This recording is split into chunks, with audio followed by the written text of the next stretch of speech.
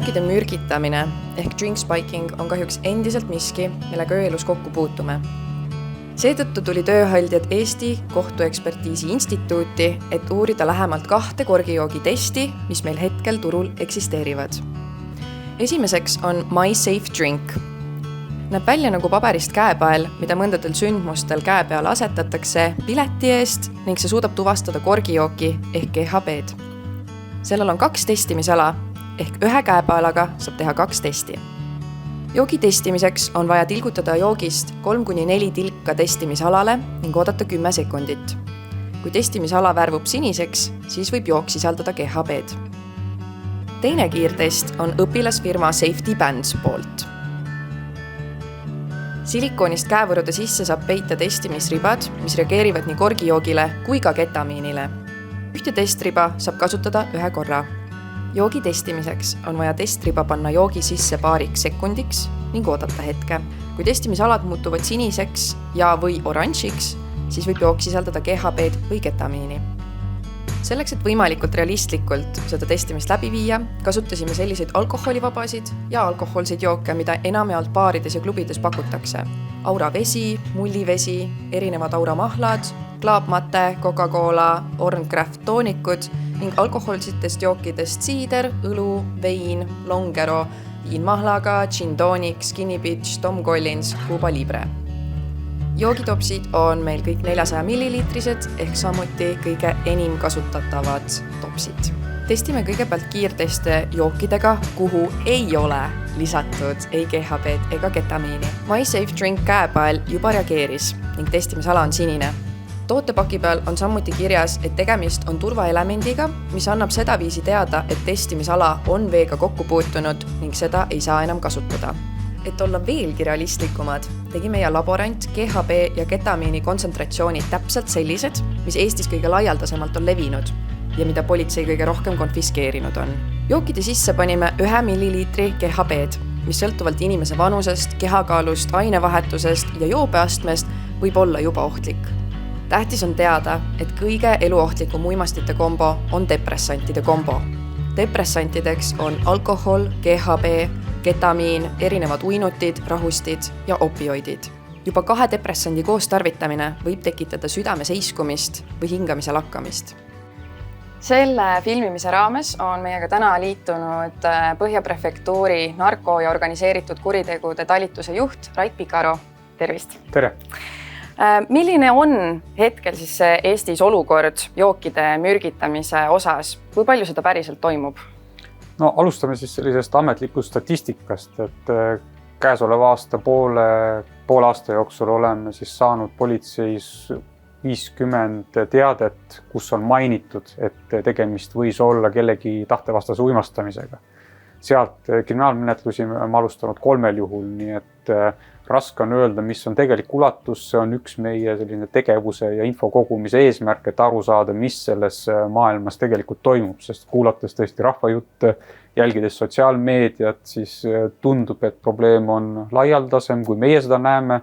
Ja loomulikult usume täiesti selgelt, et kuna on tegemist juhtumitega, millega võib kaasneda näiteks seksuaalne vägivald või miks ka mitte ka vargused, siis võib ju täiesti reaalne olla, et inimesed ei soovigi teavitada ja mis iganes põhjustel jääbki see info politseini jõudmata, et me tegelikult kutsume igal võimalusel üles inimesi teavitama nendest juhtumitest esimesel võimalusel. Okei, aga nagu sellest 50 teavitatud olukorrast, miks ainult 3 on läinud siis nüüd menetlusse? No seal on nüüd erinevad põhjused, et näiteks on juhtumeid, kus on sündmus kohal kohe selgeks saanud, et tegemist ei ole olnud tahtevastase uimastamise juhtumid, miga näiteks on seal kiirabi andnud hinnangu, et tegemist ei ole näiteks narkojoobega, vaid ongi näiteks alkoholi liigtarvitamise juhtumid. On juhtumid, kus kannatanud või võimalikud ohvrid on siis ise oma tegevuse pildi kokku pannud eelnevast õhtust öelnud, et jah, et seal seda konkreetset uimastamist ei olnud ja tõesti, ja siis on teised juhtumid, kus on tõesti selgunud, et nendel kahtlustel on tõepõhi all ja nende menetlustega me läheme edasi. Mis on need põhilised kohad, kus tõenäolisemalt kellegi jooke mürgitatakse, et kas seda kuskil nagu geograafiliselt nagu, et millises linnas või külas või rajoonis või siis ka, et millistel sündmustel, kas avalikud sündmused või pigem nagu erapeod? No meie kogemus näitab seda, et pigem me räägime ikkagi tuttavate vahelistest ja niinimetatud siis korteri või pinnapidudest, kus oht on suurem, aga ma ei taha nüüd öelda üheselt, et on kohad, kus oht on väga palju suurem kui teistes kohtades või on kohti, kus ohtu üldse ei ole, et selline vastutustundlik pidutsemine tegelikult võiks hõlmata ka seda, et ükskõik, kus see üritus ka aset leiab, seal ollakse ka ettevaatlikumad, et loomulikult suurem anonüümsus võib anda pahatahtlikule tegijale suuremad võimalused tegutseda, aga ei tasu kaotada ka valvsust siis, kui on siis nii-öelda juba tuttavam seltskond koos, et ikkagi, kui on kahtlus, et kellegi on halvad mõtted, tahab kellegi jooki mürgitada või on seda juba teinud, siis esimene kindlasti soovitus oleks sekkuda ja kui ei ole kindel selles joogi kvaliteedis, siis ei tasu seda edasi tarvitada, et kui on juba esimesed nähud, et midagi on halba või ebatavalist, siis tasub juba lõpetada selle mis iganes joogi tarvitamine koheselt. Kes on olnud need põhiliselt mürgitajad, kas te olete üldse kedagi kätte saanud või kas keegi on karistust saanud selle eest? Ja aastate lõikes on oleme tabanud tõesti inimesi, kes on teistele siis tahtevastaselt erinevaid aineid manustanud, et siin korgijook on ainult üks, selline GHB on selline nii-öelda sümbol sellele tahtevastasele uimastamisele meie vaates, et oleme tabanud tõesti inimesed, kes on näiteks ka mingi stimulant sokutanud teistele ja on täitsa drastilisi juhtumeid, üksikjuhtumeid, kus on seda tehtud nii-öelda siis justkui õilsal eesmärgil, et kellegi tuju on tahetud parandada, et ka selliseid juhtumeid on esinenud aga tavalist profiili ma isegi ei julgeks välja tuua, et raskemate juhtumite puhul me näeme täiesti selliseid kurjategijaid, kes on võtnud oma eesmärgiks siis mis iganes, on see seksuaalvägivald oma teo toimepanemiseks siis ohvri vastupanu murdmiseks on manustanud erinevad ained, sealhulgas ka korgijooki, et see tegelikult seda profiili jällegi nagu koha osas ei saagi väga kitsaks tõmmata, et need on erinevad inimesed, erineva taustaga ja see oht selles mõttes võib varitseda ka selliste sõbralike silmade taga. Rääkisite enne, et juba selle aasta jooksul on 50 korda teavitatud siis uimastamiskahtlusest. Kas need, kes teavitavad, on põhiliselt ise ohvrid või on need ohvrite sõbrad, tuttavad või keegi juhuslik pealtnägija? Ma arvan, et esimesed 2 suuremat kategooriat on ikkagi need ohvrid ise, mis on vägagi positiivne, sest nende käest me saame kõige täpsema info tegelikult, mis siis juhtuda võis.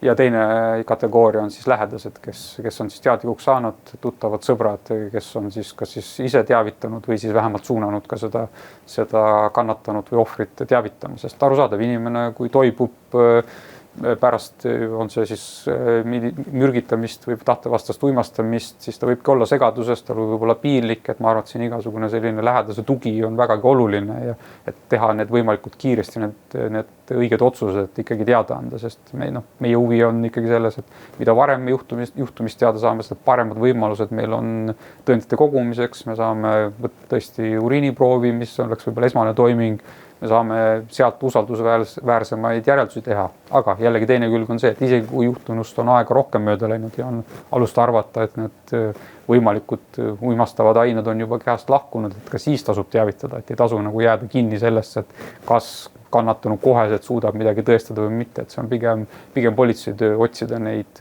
välja selgitada need asjaolud, otsida need õiged tõendid ja siis otsustada, et mis siis tegelikult juhtuda võis. Ehk siis, et inimesed kellel näiteks tunnevad, et nädal aega tagasi või kuu aega tagasi mind vist ikkagi uimastati mingi asjaga, aga ma ei saa seda kuidagi tõendada, et nad peaksid ikkagi siis politsei poole pöörduma ja sellest rääkima.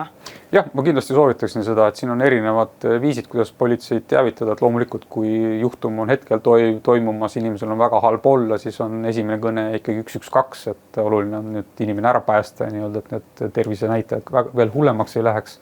Aga kui on juba pikemalt juhtumist mööda, siis ma jällegi soovitaks vältida 112 koorumist, võtta mõni muu, on see vihjeliin, on see kirjalik pöördumine politseisse, mis iganes viisil inimesel on mugav seda teha, et ta tasuks teha ikkagi esimesel võimalusel. Aga mida saab teha see inimene, et ta küll helistab näiteks kiirabisse ja ütleb, et ma kahtlustan, et mind on uimastatud, kiirabi siis leiab, et see pole piisavalt hull probleem, et praegu välja tulla või siis, et isegi, et kiirabi tuleb kohale ja siis annab oma hinnangu, et ei, sa oled lihtsalt purjus. Et kui see inimene on ikka ise täiesti veendunud, et ma ei ole mitte kunagi sellist olekut tundnud, kiirabilt ma nüüd abi ei saanud, kuhu ta nüüd edasi saab minna või mida ta teha saab, et abi saada? No, mina ikkagi sellises situatsioonis soovitaksin kaasata politsei, sest meie sisemine kokkulepe või kord on tegelikult selline, et kui on uimastamise kahtlus, siis igal võimalusel peaks juba politseipatrulli isegi korraldama selle uriiniproovi võtmise ja kohtuekspertiisi instituuti toimetamise, et see on meie lähtepunkt, et kui juba kahtlus on üleval, siis esimene eelistus kindlasti on selles, et see toimub sellise nagu ametlikke kanaleid pidi, sest kui sealt tuleb potentsiaalne tõend, siis on nii-öelda see tõendi teekond on jälgitav ja see on meie jaoks menetluslikult kõige kvaliteetsem.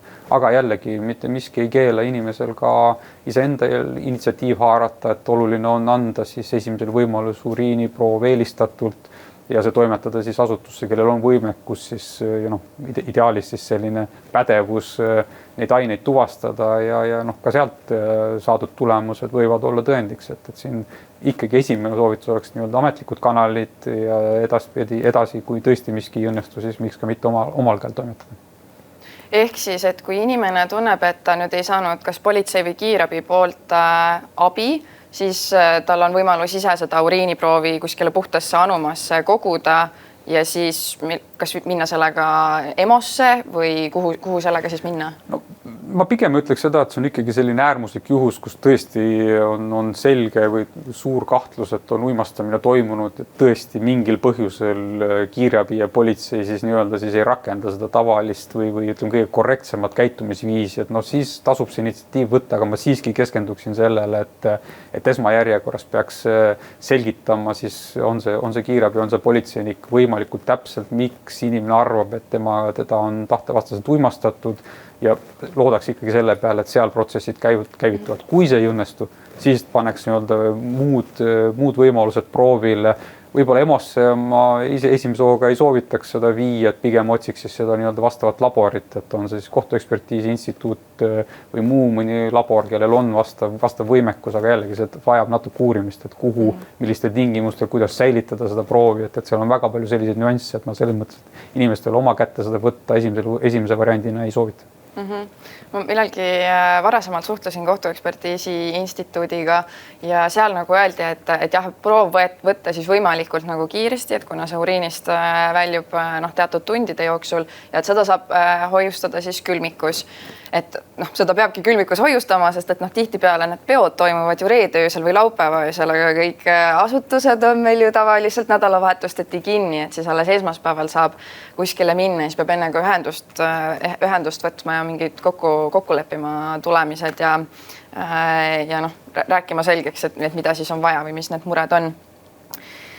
Aga kas see, kui inimene võtab enda kätesse, et ma ei ole nagu päris kindel, kas ma tahan politseid kutsuda või politseile teatada, kas mul on siis võimalus ise nagu seda uriiniproovi koguda ja ma ei tea, paar tunnikest kas või mõelda, et kas ma tahan politsei sekkumist ja siis, kui ma ikkagi tunnen, et ma tahan, pöördun politsei poole, kas see uriiniproov, mis ma kogusin, kas seda saab asitõendina kasutada, kui minu enda verest või uriinist on juba nagu see aine väljunud? Ma ei näe siin takistust, et ma arvan, et see oleks selline mõistlik tegutsemisviis, et tõesti, kui ei ole enesetunne selge, ei ole asjaolud selged ja kahtlus on üleval, siis ikkagi see proov koguda, sellest võib kasu olla ja see tõesti ei ole, ma ei näe suurt takistust selles, et see ei ole konkreetselt, ma ei tea, politsei juuresolekul võetud, et ma arvan, et koosmõjus muude kogutud tõenditega võib see ollagi vägagi sellises, kui sealt peaks järgnema mingisugune menetlus, võiks ollagi vägagi mõjus tõend. Kas inimesel oleks mõistlik säilitada ka see jook, mida ta kahtlustab, et siis nagu uimastatud on? Ja kindlasti. Ma arvan, et see käib kõigi asjaolude hulka, mis politseid tegelikult huvitaks, et kõike saaks analüüsida ja sealt tulnud vastustest saaks juba siis järgmised tegevused planeerida, et kindlasti see joogi säilitamine oleks üks vägagi selline jällegi hea võimalus tõendeid koguda.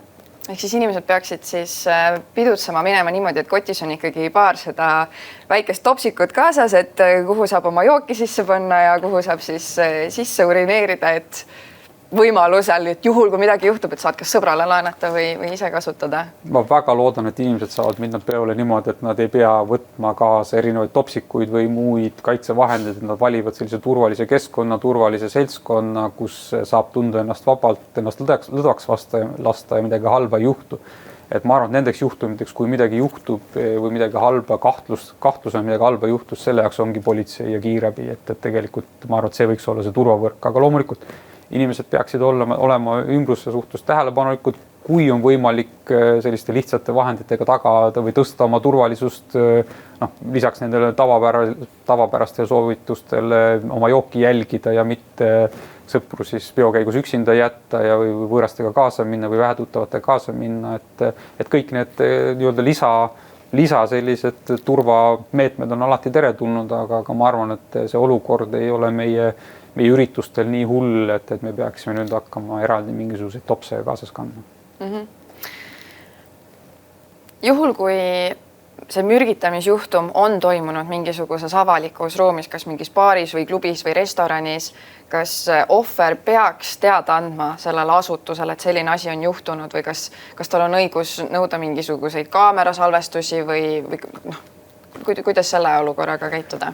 Ma eelistaksin seda, et seda protsessi juhib politsei, et siis on need hinnangud situatsioonidele võib-olla sellised emotsioonivabamad, nad on objektiivsemad ja politsei saab otsustada, et kellega ja mis viisil on vaja suhelda, et ma ei näe midagi halba, kui inimene teavitab klubi, kui see juhtus klubis, et võib-olla seal on turvalisuse probleeme ja tasub võib-olla seal turvateenust tõsta, aga samas jällegi omal käel nõuda videosalvestusi, mis võib puudutada väga paljude teiste inimeste vaba aja veetmist, siis ma arvan, et üldine praktika on see, et neid ei väljastata, et selles mõttes on politseil voli oma menetluste raames salvestusi küsida, saada, analüüsida, et see on jällegi minu jaoks tugev argument selles osas, et kui on kahtlused üleval, siis tasub ikkagi asja ajada selles mõttes ametlikult ja pigem läbi politsei. Kas kõrvaltnägijad või pealtnägijad, kas neil on ka mingisugune roll, kas nad saavad kuidagi, kas siis nad näevad näiteks kõrvalt, et kellelegi vist pandi midagi joogi sisse, kuidas nemad saaksid sekkuda või kas nemad üldse saavad politseisse minna, et öelda, et ma vist nägin midagi, aga ma ei ole päris kindel, et ma ei tea nende inimeste nimesid, võib-olla ei oska nii hästi kirjeldada ka seda välimust, kas sellest on üldse mingisugust kasu? Ja kindlasti on. Ja ma arvangi, et siin on kõige mõistlikum oleks sekkuda esimesel võimalusel, et ei tasu oodata järgmist päeva või järgmist nädalat, et politsei töötab 24/7, kui on kahtlane tegevus, näiteks kõrvallauas ja ei olegi vaja ise sinna nii-öelda kättpidi sekkuma minna, et tulebki oma võimeid ja olukorda hinnata, aga näiteks juhtida turvameeste tähelepanu võib-olla vaiksemalt, et midagi kahtlast on, nemad saavad kontrollida, kui on tõesti selline elutohus, siis elutervisetohus, siis kindlasti juba 112 helistada ja seal otsustatakse, mis on see selline adekvaatne reageerimise võimalus, et tegelikult see sekkumine on väga oluline ja ei tasu kahelda. Kui midagi tundub kahtlast, siis tavaliselt seal on juba see alga olemas, mida tasub kontrollida ja ma ütleks, et anda see info edasi, rahustada oma südametunnistus maha ja jätta professionaalidele nii-öelda edasine tegutsemine, ma arvan, et oleks parim lahendus. Ja mida te soovitaksite nendele inimestele, kellel on kahtlus, et nende sõbrad ise on need mürgitajad, et mingid veidrad olukorrad on juhtunud linna peal, järsku nagu mingid tüdrukud kuidagi ühelt ja teiselt poolt räägivad, et nad on ebamugavust tundnud või mingid olukorrad olnud, siis mida saab see sõber nagu omalt poolt ära teha, et kuidagi oma siis sõpra korrale kutsuda või mis seal üldse teha annab? Jällegi tasub olukorda hinnata, et kui sõber on selles mõttes adekvaatne ja temaga saab rääkida, siis kindlasti võib seda ise ka korrale kutsuda. Aga ma arvan, et kui on juba teada, et juhtumid on aset leidnud ja meil on olemas võimalikud ohvrid, on need nimeliselt teada või mitte, ei ole isegi oluline, siis ma arvan, on vaja ikkagi politseisse teavitada. Seda saab teha nii-öelda siis ametlikult otse enda nime alt, meil on olemas vihjetelefonid, jällegi valida enda jaoks see turvaline ja sobiv viis ja ma arvan, et need juhtumid peaksid igal juhul jõudma politseisse, et me saaks nii-öelda jällegi selle meid huvitava pildi kokku panna ja et isegi kui me ei suuda minevikus aset leidnud juhtumeid tuvastada või üheselt ära tõenda, siis vähemalt me saame sekkuda, me saame kas või selle inimesega rääkida ja selle tegevuse lõpetada, sest tõesti inimesed, kes väidetavalt on seda teinud nagu mitmel korral, siis nad on ohtlikud väga paljudele inimestele. Ja küsin lõpetuseks, et mida me saaksime ühiskonnas või mida me peaksime ühiskonnas muutma selleks, et inimesed julgeksid rohkem sellistest olukordadest ja kuritegudest teavitada politseid? Ma ei ole kindel, et me peame nii-öelda kapitaalselt midagi muutma. Ma arvan, me peaksime nagu sellises nagu ABC-s kokku leppima, et me peame kokku leppima selles, et inimese elu ja tervis on selles mõttes püha, et kui kellelgi on mingi häda, siis sellest tuleb kohe teada anda. Me võiks sellest kokku leppida, et kui me teame, kes on need halvad inimesed, kes teisi mürgitavad tahtevastaselt, et me nendest anname teada, et nendega oleks võimalikult siis koheselt tegeleda. Ja loomulikult me peame siin natukene vaatama ka enda sisse politsei poole pealt, et kuidas tunda ära nüüd nendest väga paljudest kõnedest need juhtumid, mis vajavad sellist kohest ja kiiret reageerimist. Ma arvan, et siin on nagu selliseid mitmeid üsnagi lihtsaid asju, milles me saame kokku leppida ja üle vaadata ja ma arvan, me saaksime sellise adekvaatsema pildi ette, mis meie ööelus toimub, kui ohutu või ohtlik on pidutseda ja ma arvan, et see oleks meile kõigile kasulik. Olgu, aga aitäh teile! Aitäh! Testimistulemused ei olnud päris sellised, mida ootasime. Enamus selliseid kiirtestide testimisi viiakse läbi laborites 100% kontsentratsioonidega, GHB kogused on suuremad ning joogiklaasis on 100 millilitrit jooki ehk päriselule mitte vastav tihtipeale. Lisaks tasub meeles pidada ka seda, et kellegi pahatahtlikuks uimastamiseks võidakse kasutada ka teisi uimasteid, kaasa arvatud alkoholi, mida testid ei suuda tuvastada. Kõige kindlam oleks kasutada korduvkasutatavat joogipudelit, millesse saab paarist saadud joogi oma pudelisse mugavalt ümber kallata ja korki peal hoida. Sellega aga ei pruugi kõik klubid peole sisse lubada. Teise variandina soovitame Kondo joogikaitseid, mis on korduvkasutatavad ning looduslikust kummist valmistatud. Joogikaitse hoiab su joogi kaitstuna nii soovimatute uimastite, tolmu kui ka putukate eest ning vähendab tantsides mahaloksumise riski. Isegi kui keegi püüab mööda minnes su joogi sisse midagi sokutada, siis joogi sisse see ei jõua, nagu näiteks jõuaks toodete puhul, kus joogikaitse on tehtud kangast. Kondo kasutamise jaoks vajada ka joogikõrt, mida paljudes baarides ei pakuta, ehk oma korduvkasutatav joogikõrs oleks selle jaoks vaja lisaks soetada ja seda kaasas kanda. Kui tunned peol olles ootamatut uimasust, desorientatsiooni või midagi tundub kahtlast, siis teavita sellest kedagi, keda sa usaldad. Pöördu ööhaldjate poole, kui me seal peol kohal oleme, või anna teada töötajatele. Pane kirja kellaaeg, millal hakkasid end veidralt tundma või arvad, et jõid mürgitatud jooki. Säilita jook, mida jõid, mingisugusesse puhtasse purki, topsikusse, mis iganes käepärast on. Kui tunned, et elu või tervis on raskete mürgistusnähtude tõttu ohus, näiteks väga halb enesetunne, teadvuse ja selguse kaotus ning liikuvisvõimetus, helista 112 või pöördu kohe vältimatu abi saamiseks erakorralise meditsiini osakonda. EMOs võetakse ravivajaduse hindamiseks uriiniproov. Võid paluda, et seda säilitataks laboris, kui kahtlustad, et sind on uimastatud või mürgitatud. Selle palve võivad esitada ka sinu lähedased. Pärast proovi andmist pöördu võimalikult ruttu politseisse ja tee avaldus ning anna neile üle ka jook, mida tarbisid, juhul kui sul oli võimalik seda säilitada. Politsei toimetab nii uriiniproovi kui ka joogiproovi Eesti Kohtuekspertiisi Instituuti analüüsimiseks.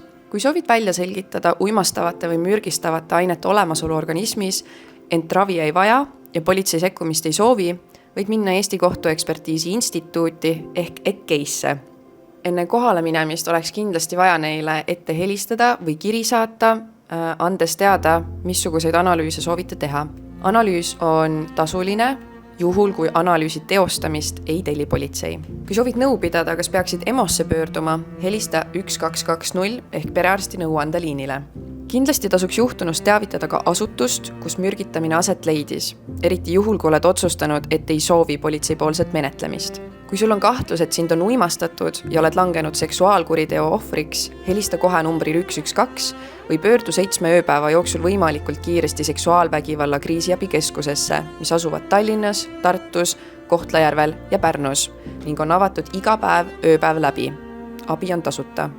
Ära pese, ära söö ega joo ning too kaasa oma juhtunu ajal seljas olnud riided paberkotis. Kui seksuaalkuriteost on möödas üle 7 päeva, peaksid pöörduma politseisse. Kui sinu tervislik seisund on halb või halveneb, tasub pöörduda perearsti poole või erakorralise meditsiini osakonda. Kui seksuaalvägivalla juhtumist on möödas rohkem kui 7 päeva, siis meditsiinilist tõendmaterjali enam koguda ei saa, kuid võid vajada psühholoogilist abi või testimist seksuaalsel teel levivate nakkuste osas. Selleks pöördub psühholoogi või naistearsti või nahasuguhaiguste arsti vastuvõtule.